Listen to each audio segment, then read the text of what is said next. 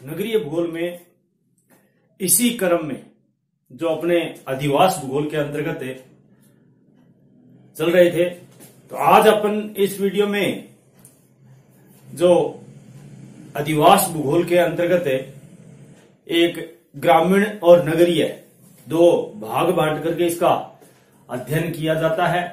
तो अपने विशेष करके जो नगरीय भूगोल लगता है, विशेष करके जो अर्बन ज्योग्राफी है, उसमें अपन आज अध्ययन करेंगे कुछ एक जो डिफाइन करने पड़ते हैं, जिसको समझना अति आवश्यक होता है।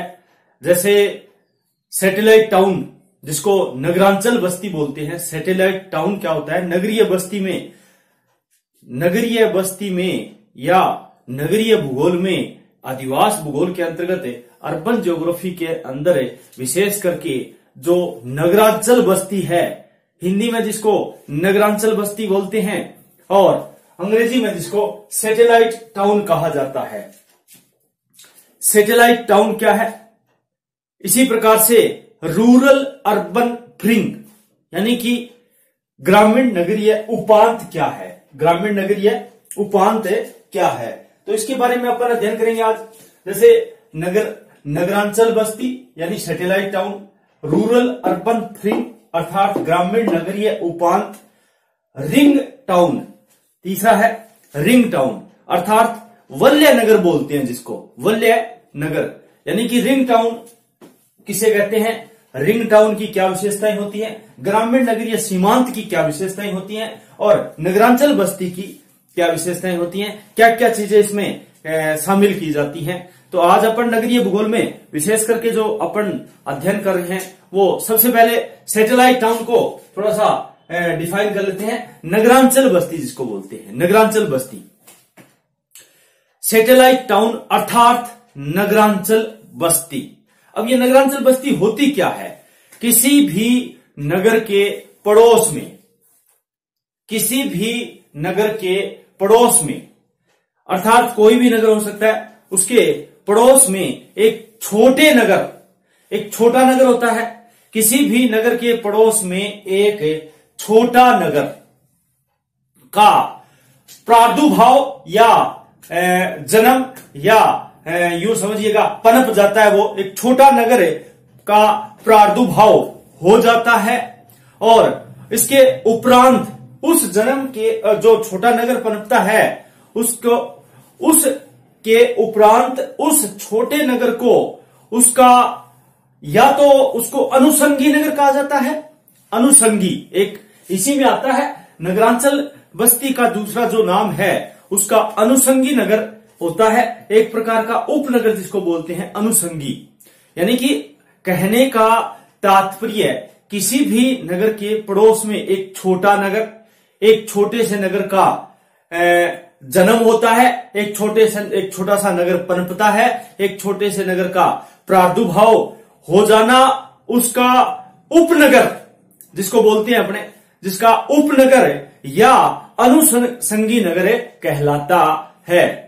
अमेरिका में इस प्रकार के नगर बहुत हैं। अमेरिका में इस प्रकार के नगर बहुत हैं। अमेरिका महाद्वीप है, उसमें ऐसे ज्यादातर जो छोटे नगर जिसको उपनगर या अनुसंगी नगर बोलते हैं, सैटेलाइट यूं समझिएगा सैटेलाइट टाउन कहा जाता है उसका। तो ये इनके कई नाम हैं, उपनगर, अनुसंगी नगर, अपने इसको नगरांचल बस्ती और इसका जिसका एक नाम आता है उपनगर, अपने सैटेलाइट, नगरांचल और अनुसंगी, ये नाम इनके अमेरिका में ऐसे यदा कदा मतलब बहुत बड़ी मात्रा में अमेरिका में इस प्रकार के नगर बहुत मिलते हैं। यह नगर मुख्य रूप से जो सैटेलाइट नगर होता है, ये नगरांचल बस्ती है, यह नगर मुख्य रूप से दो प्रकार के होते हैं। टाइपों से नगरांचल बस्ती के या सैटेलाइट टाउन दो प्रकार के होते हैं।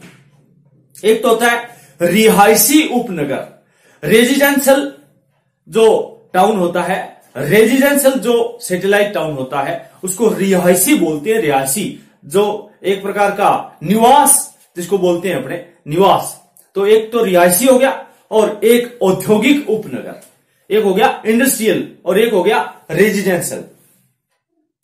अब इसको रिहायशी, जैसे रिहायशी को यदि देखे जाए तो यह मोटर मार्गों या रेल मार्गों अर्थात सड़क मार्ग और रेल मार्गों, रिहायशी उपनगर मोटर मार्गों या रेल मार्गों के सहारे किसी विशिष्ट कार्य के संचालन के फलस्वरूप, किसी विशिष्ट कार्य के संचालन के फलस्वरूप रिहायशी उपनगर का निर्माण हो जाता है, जिसमें नगर से संबंधित कुछ जनसंख्या, जो नगर से संबंधित है वो कुछ जनसंख्या, जो कुछ जनसंख्या छंटकर, जिसको बोलते हैं अपने छंटकर या बंटकर, छंटकर या बंटकर कुछ भी हो सकता है, छंटकर या बंटकर उपनगर में रहने के लिए चली जाती है, रहने लग जाती है। रिहायशी उपनगर का जन्म कैसे होता है? सड़क मार्ग या रेल मार्ग। मोटर मार्ग का मतलब जो स्थल पर चलने वाले जो होते हैं उसको मोटर मार्ग बोलते हैं, अपने साधारण शब्दों में सड़क मार्ग कह देते हैं, मार्ग है। तो लाइनर जो मार्ग होते हैं, जैसे सड़क मार्ग है, रेल मार्ग है, उसके सारे सड़क मार्ग या रेल मार्गों के सहारे किसी विशिष्ट कार्य के संचालन के फलस्वरूप, किसी विशिष्ट कार्य के परिणाम स्वरूप रिहायशी उपनगर का निर्माण हो जाता है, जिसमें नगर में, जिसमें जो मेन नगर होता है, नगर से छंटकर या बंटकर, नगर से छंटकर या बंटकर, नगर से कुछ जनसंख्या उस नगर से उपनगर में रहने लग जाती है।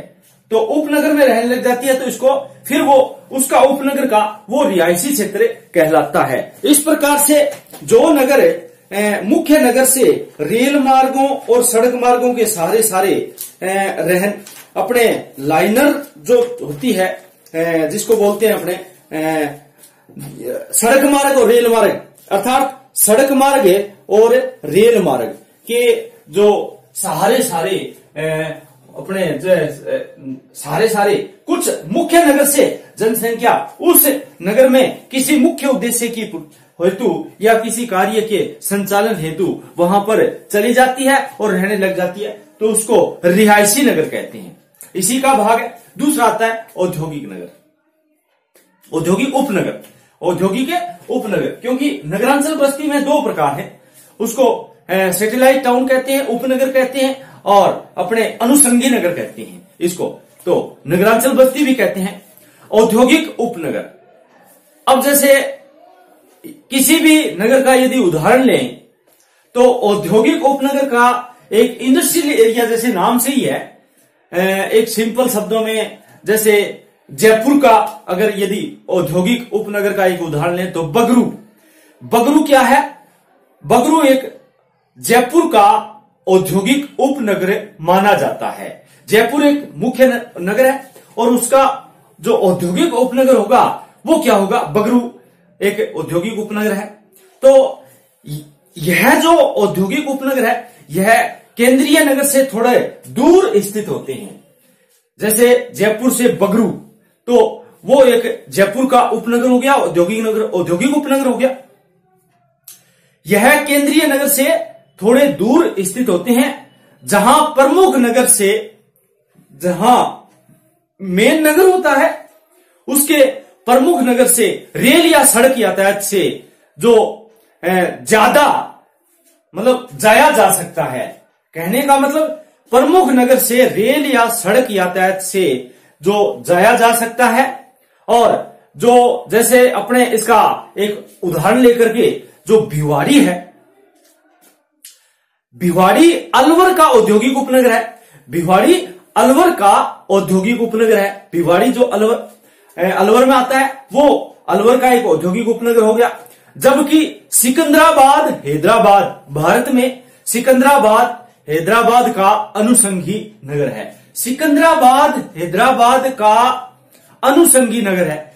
मतलब सिकंदराबाद हैदराबाद का, हैदराबाद जो अपने तेलंगाना जो आंध्र प्रदेश से अलग हुआ है, तेलंगाना, उसकी जो वर्तमान में अभी जो बाढ़ आई है अपने जो हैदराबाद में, हैदराबाद राजधानी है, तो उनका यानी सिकंदराबाद हैदराबाद का अनुषंगी नगर है। इस प्रकार यदि वर्ल्ड लेवल पर ले, संसार लेवल पर इसके उदाहरण देखें, क्योंकि इसमें उदाहरण देखने से समझ में आ जाता है कि जैसे शिकागो नगर है, अमेरिका के अंदर जो सबसे बड़ी मांस की मंडी है, सबसे बड़ा नगर है, और वो मिसिसिपी, इरी, ओंटेरियो और इरी झील, जो इरी झील है उसके किनारे पर जो महान 5 झीलें हैं, अमेरिका के अंदर महान झीलवर्ती हैं, महान झीलवर्ती क्षेत्र जो आपस में जुड़ी हुई हैं, जैसे अपनी अंगुलियां 5 जुड़ी हुई हैं, तो इसी प्रकार से अपने गोभी के समान 5 झीलों का जो अमेरिका के अंदर है, उसमें एक नाम आता है जैसे शिकागो गेरी। एक शिकागो गेरी औद्योगिक प्रदेश है। दुनिया के अंदर यदि देखें तो औद्योगिक प्रदेश में जैसे मुख्य रूप से शिकागो गेरी का नाम, जैसे गाड़ी बोलते हैं इसको, शिकागो गाड़ी। तो ये क्या हुआ, कई बार अपने उदाहरण लेते हैं तो उन उदाहरणों में समझ में आ जाता है। जैसे कलकत्ता है, कोलकाता देश है, कोलकाता शहर है अपने पश्चिम बंगाल में कोलकाता है, तो उसका एक नाम आता है कोलकाता हावड़ा औद्योगिक क्षेत्र, कोलकाता हावड़ा औद्योगिक क्षेत्र। तो कहने का मतलब है कि वर्ल्ड लेवल पर गारो, जैसे गारी होता है ना, गारी शिकागो, गारी क्या है, शिकागो का उपनगर है।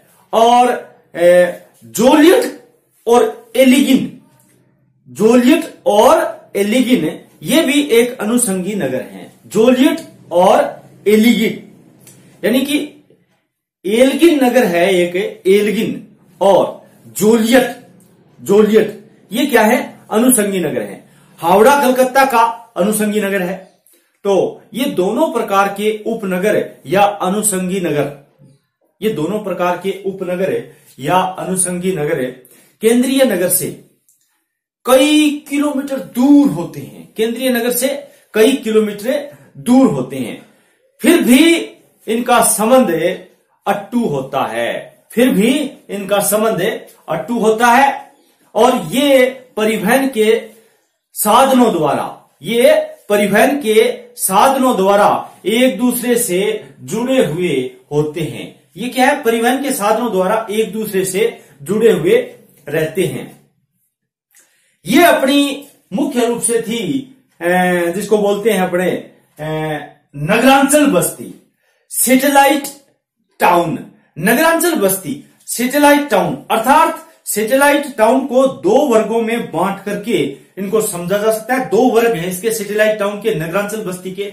इसको अनुषंगी नगर भी कहते हैं, इसको उपनगर भी कहते हैं। तो उपनगर भी और अनुषंगी नगर और सैटेलाइट या नगरांचल बस्ती, इनका एक ही नाम है। पेपर में कुछ भी आ सकता है, कई बार सैटेलाइट टाउन सीधा आ जाता है और कई बार नगरांचल बस्ती आ जाता है, कई बार अनुषंगी नगर आ जाता है, कई बार उपनगरी आ जाता है। तो कहने का मतलब है कि तीनों का एक ही नाम है, जिसको सैटेलाइट टाउन, अनुषंगी नगर, उपनगर या अनुषंगी नगर, इनको 2 वर्गों में बांट करके अध्ययन किया जाता है। एक तो रिहायशी उपनगर, जो अपन ने देखा किसी मोटर मार्ग अर्थात अपने जिसको बोलते हैं सड़क मार्ग, मोटर मार्गों, सड़क मार्गों एवं रेल मार्गों के सहारे एक किसी निश्चित उद्देश्य के लिए या किसी कार्य के लिए मेन नगर से, मुख्य नगर से जनसंख्या छंटकर बंटकर उस रेल मार्ग और सड़क मार्ग के सारे किसी उपनगर में रहने लग जाती है, तो वो उसका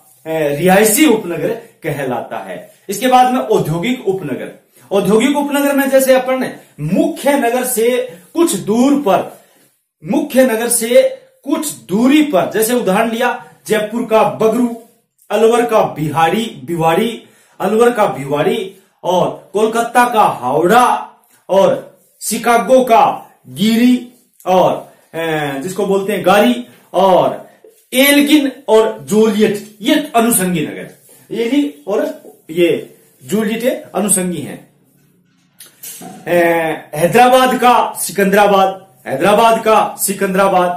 तो ये इस प्रकार से कुछ संसार लेवल पर, भारत लेवल पर और राज्य लेवल पर, इस प्रकार से जैसे राज्य लेवल पर जयपुर का बगरू ले लिया, और भारत लेवल पर कोलकाता का हावड़ा ले लिया, और अलवर का भिवाड़ी हो गया, और संसार लेवल पर, वर्ल्ड लेवल पर जैसे शिकागो है तो शिकागो का अपने गाड़ी ले लिया। तो इस प्रकार से ये औद्योगिक उपनगर हो गए। अब सेकंड नंबर पर आता है ग्रामीण नगरीय सीमांत। ग्रामीण नगरीय सीमांत, रूरल अर्बन फ्रिंग, रूरल अर्बन फ्रिंग अंग्रेजी का शब्द है। रूरल अर्थात ग्रामीण, अर्बन अर्थात नगरीय, और फ्रिंग अर्थात सीमांत। कई बार आता है रूरल अर्बन फ्रिंग। ये जैसे अपने जिसको बोलते हैं डिफाइन करना पड़ता है, परिभाषित करना पड़ता है। पेपर में सीधा याद आता है ग्रामीण नगरीय उपांत क्या है, what is the rural urban fringe. तो इसको डिफाइन करना है अपने को। डिफाइन किस प्रकार से करेंगे कि ग्रामीण नगरीय उपांत क्या है। जो नगरोपांत के बारे में विभिन्न विद्वानों ने अपने अपने विभिन्न विचार प्रकट किए हैं। नगरों प्रांत के यानी नगरों के जो उत्पत्ति के बाद जो नगर पनपते हैं उसके बाद नगरों प्रांत यानी नगरों के ऊपर नगरों से संबंधित विभिन्न विद्वानों ने भिन्न भिन्न मत प्रकट किए हैं, जिनमें एक वांचू नेन, डगलस, मैकेंजी विद्वानों के नाम है। मैकेंजी, पार्क,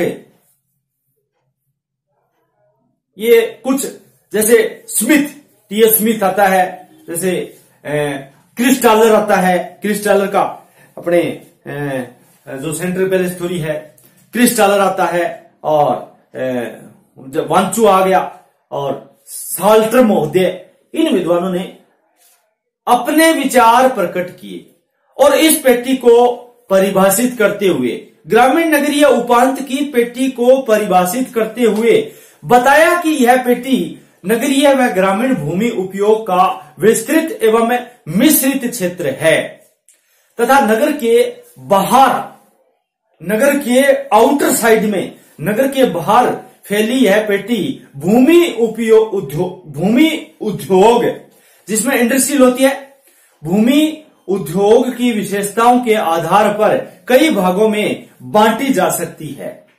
कहने का मतलब नगर के बाहर वाली जो भूमि होती है उस पेटी को, और इधर जो ग्रामीण, कहने का मतलब ग्रामीण नगरीय उपांत उस पेटी को कहते हैं जिसमें नगर और ग्रामीण दोनों तरह की विशेषताएं झलकती हों। ग्रामीण जैसे कृषि से संबंधित, जैसे दूध है, दूध गांव से मिलता है और उससे निर्मित सामान है, दूध है, वो शहरों में सप्लाई होता है, और शहरों वाला सामान है वो ग्रामीण बस्तियों में जाता है।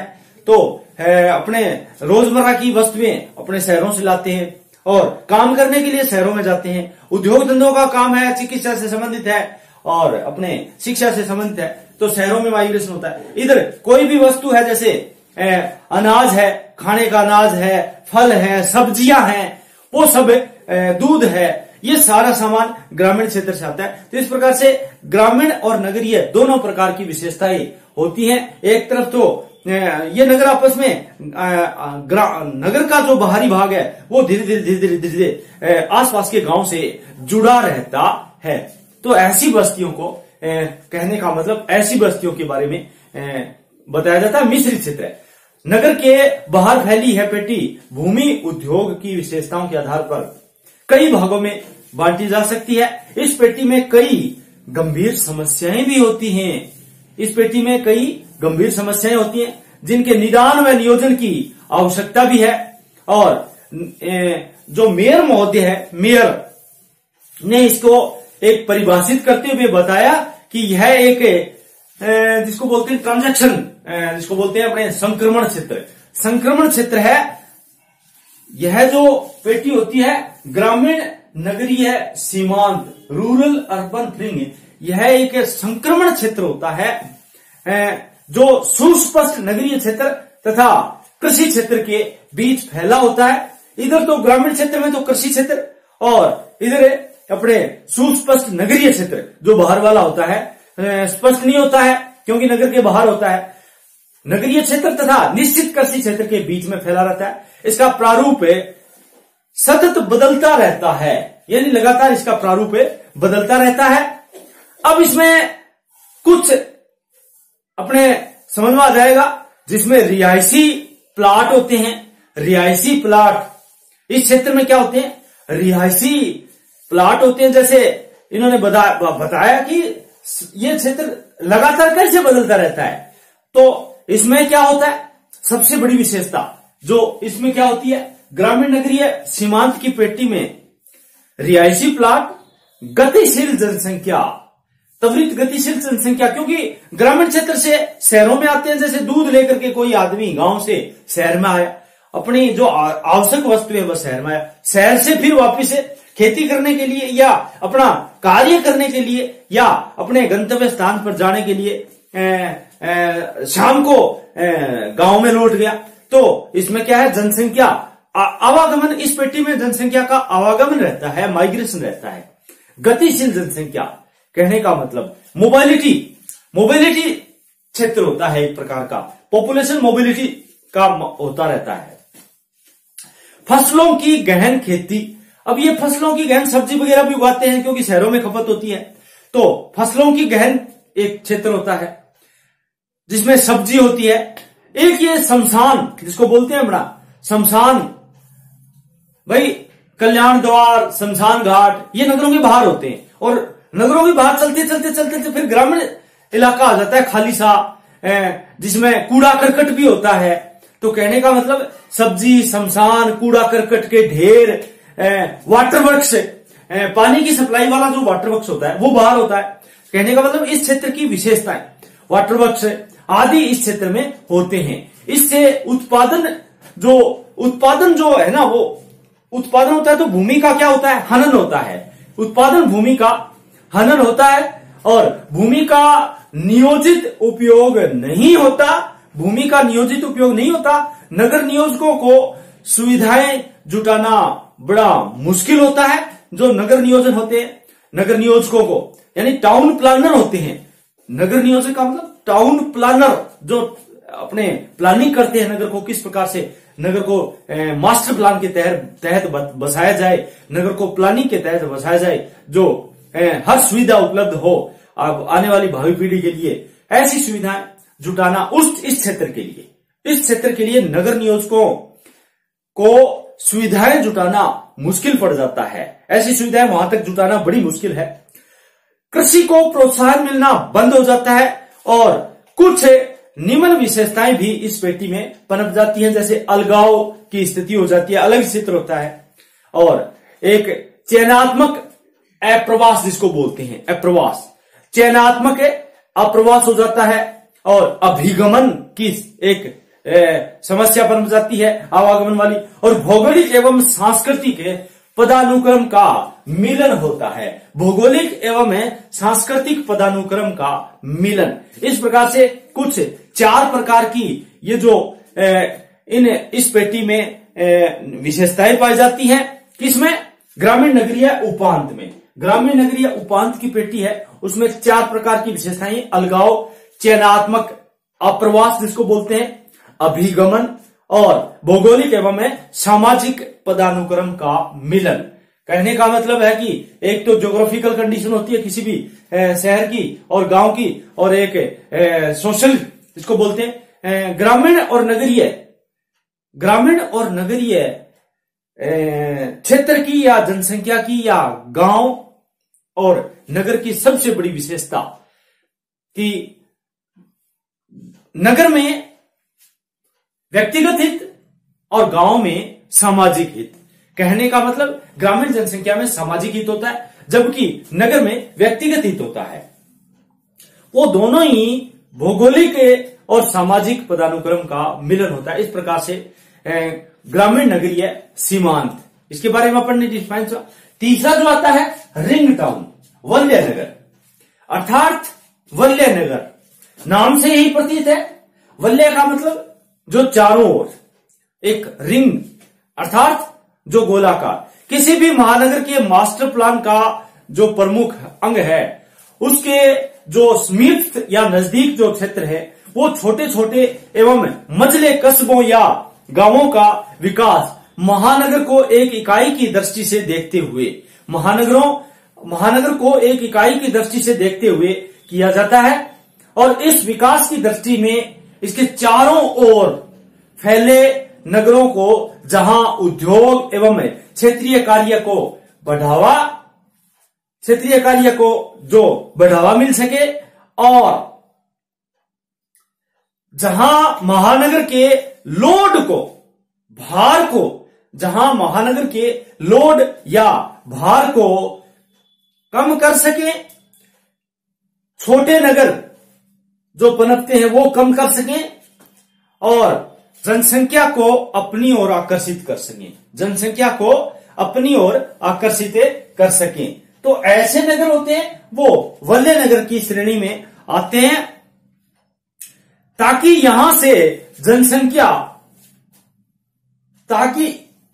इस क्षेत्र से, मुख्य नगर से जनसंख्या पूरक नगर के रूप में बस करके, पूरक नगर के रूप में वलय नगर से अलग होकर के, मुख्य नगर से अलग होकर के एक दूसरा नगर पनप जाए, जिसको पूरक नगर बोलते हैं।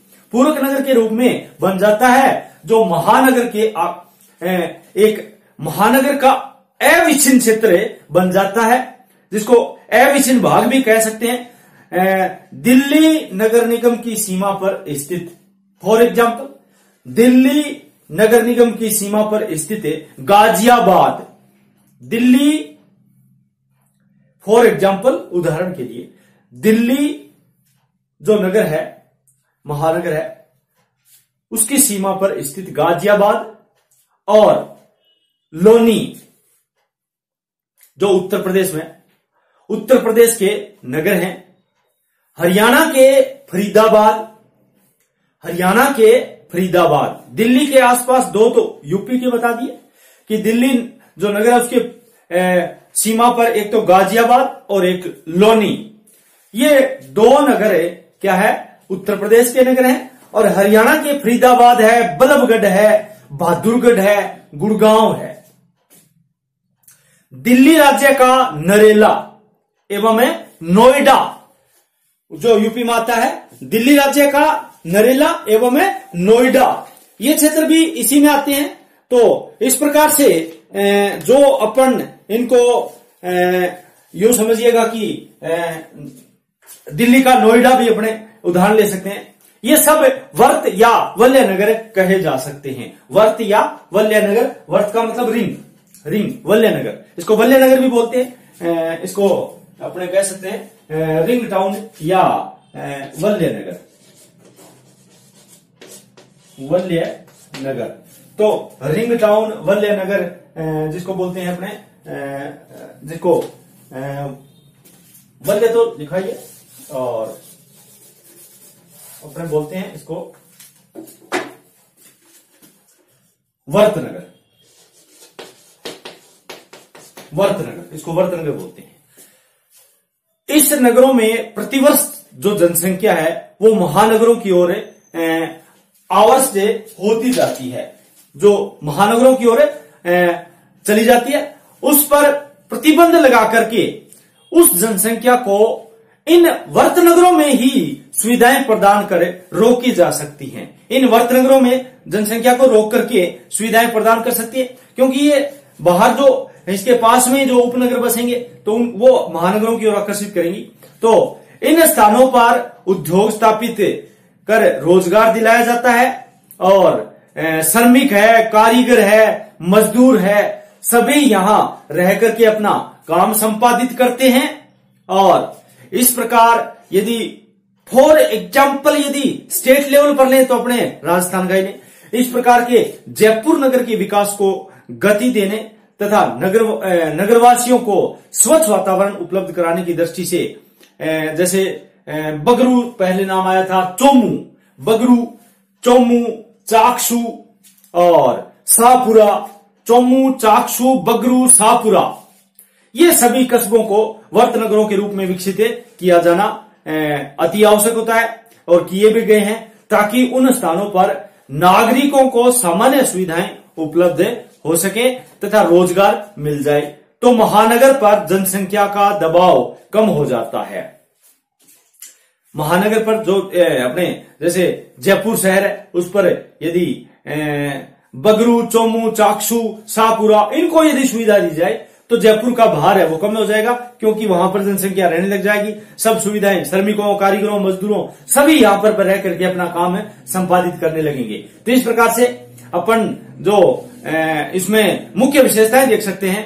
तो इन वर्त नगरों का विकास किसी परियोजना विशेष के आधार पर किया जा सकता है, किसी प्लानिंग के तहत, किसी योजना के तहत, किसी उद्देश्य के द्वारा किया जा सकता है। कहने का मतलब है कि एक एग्जाम्पल लें कि एक नगर है औद्योगिक नगर, दूसरा वाणिज्य नगर। एक तो औद्योगिक नगर हो और उसी का जो दूसरा हो वो व्यापारिक नगर या औद्योगिक नगर हो, जिसको वाणिज्य नगर कहते हैं, और तीसरा नगर हो वो सेवाओं से संबंधित नगर हो। यानी कि तीनों की अलग अलग हो गई। पहला तो हो गया अपना औद्योगिक नगर, और दूसरा हो गया वाणिज्य नगर, और तीसरा हो गया सेवाओं से संबंधित नगर, और चौथा पर्यटन नगर है या सब्जी, फल, दूध, अनाज के व्यापार से संबंधित नगर हो सकता है। इस प्रकार से अलग अलग हो गए सभी। जैसे किसी भी परियोजना विशेष के आधार पर किसी भी इन जो वर्त नगरों का विकास है, जो अपने अलग जो वर्त नगर होते हैं, इन वर्त नगरों का जो विकास है वो किसी परियोजना के आधार पर किया जा सकता है।